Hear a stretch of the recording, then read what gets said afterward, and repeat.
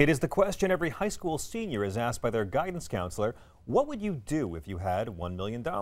At the time, most of our answers consisted of sitting on our couch all day getting high, or maybe being more responsible and buying video games. But some people, like Bob Harris, had loftier ideas.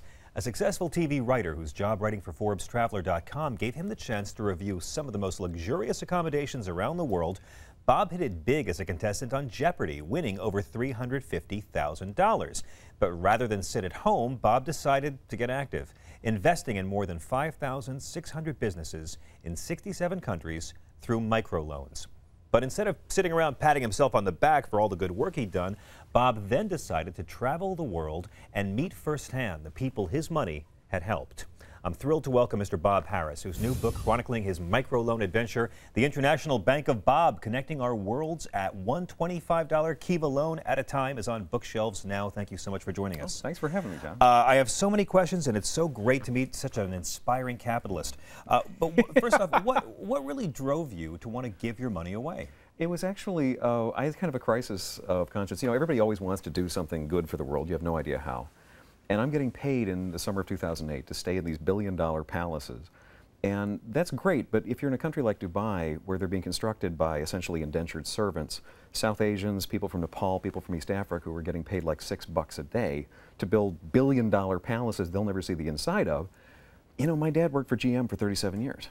And he had the same look on his face at the end of second shift some of these guys had. And I felt, geez, I've won the lottery in life. I can't just pocket the money and walk away. I couldn't look these guys in the eye and do it. So then it was a question of, well, geez, I've got this relatively small nest egg, what do you do? And there was a lot of, microfinance had won the Nobel Peace Prize, and I thought, well, that's pretty good. And I got involved with a charity called Kiva.org that I don't work for or speak for, but I like them a lot. And I started making the loans. Well, can you explain for our viewers who might want to know more about what microloans are, how that works? Sure. It's basically just making a lot of the same financial tools that you and I take for granted available to the working poor.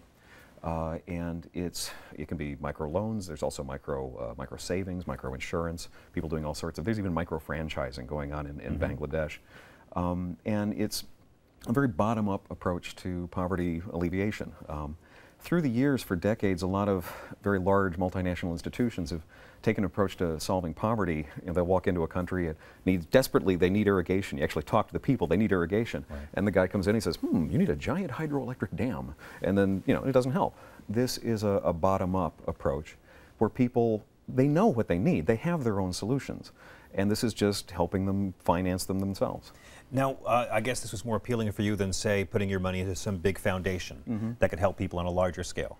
Well, I wanted it, the thing is, maybe it's ego investment or something, but you kind of want to know where the money goes. You give money to, there's lots of great charities out there, but in this case, specifically, it's going to Simon the farmer in Kenya. It's going to, the guy who makes fireworks in Nicaragua. You know where it goes. And you can see whether the business succeeds or fails. So 5,600 different businesses. Roughly, what was the size of each loan you gave out? I usually invest as little. The loans on Kiva, the average size loan is about $400. I spread my money out as far as I can. I would just put in $25 here or there, and 15 of my closest friends somewhere around the world, total strangers, would also invest some money, cumulatively crowdsourcing in a sort of Kickstarter sort of way. Then that $400 average loan gets filled, and somewhere 6 or 12 months later, it gets repaid. And what drove you to try to meet the people whose lives you touched? I wanted to know if it worked. Yeah? So how did you go about it? That was tricky. At first, it was kind of a treasure hunt. Eventually, I learned the process of kind of getting to know the local banking institution and buddying up to them and making nice. And essentially, it was a little bit like if you wanted to know about the police and you had to get to know the cops so you could go on a ride-along. It was a little bit similar to that. So I go to Lebanon and I get to know Al Majmou, which is one of the local lending institutions. And I get to know the lady there, Alia, and they start, they trust me, and I get to go out and meet clients. It's amazing. What surprised you the most about the people you'd helped when you finally met them face to face? If there's any one thing, it's how, there's a lot of presumptions we have about the rest of the world as being sort of other, sort of different from us. And that's what gets exploded really fast. I mean, the American dream is that we all want to put food on the table, take care of our kids, and give them a better life. That's the human dream. And I found that, every single country I went to, I just kept meeting my mom and dad, just in slightly different clothing. So should more people do microloans? Is this the sort of thing the average person can do easily? Just go to kiva.org, again, a charity I do not speak for or work for, but which I do advocate. And you just go to the kiva.org and click the giant lend button. And then there's a whole menagerie of people in their local businesses that you can invest $25 or more in. Before we go, I'd like you to tell me, what was one of the crazier experiences you had actually going out there to meet people? I can give you two quick answers. One of them was there was often a social obligation to eat the food that was put in front of me. And this was often, things were not pasteurized. I don't have the intestinal flora necessary, so often I would have the intestinal equivalent of an international incident. And then the kind of less flip answer, the most important experience I had came down to 5 words that a guy told me in Lebanon. He had his whole business destroyed in the war where Hezbollah and Israel recently went to war. He'd lost everything, and I asked him if he was angry at Hezbollah, at Israel, at anyone. And he looked at me and he said, and this was his absolute truth, and these are 5 words that if there's anything this book is about, this is what stuck with me. He looked at me and he said, "You love more, you win."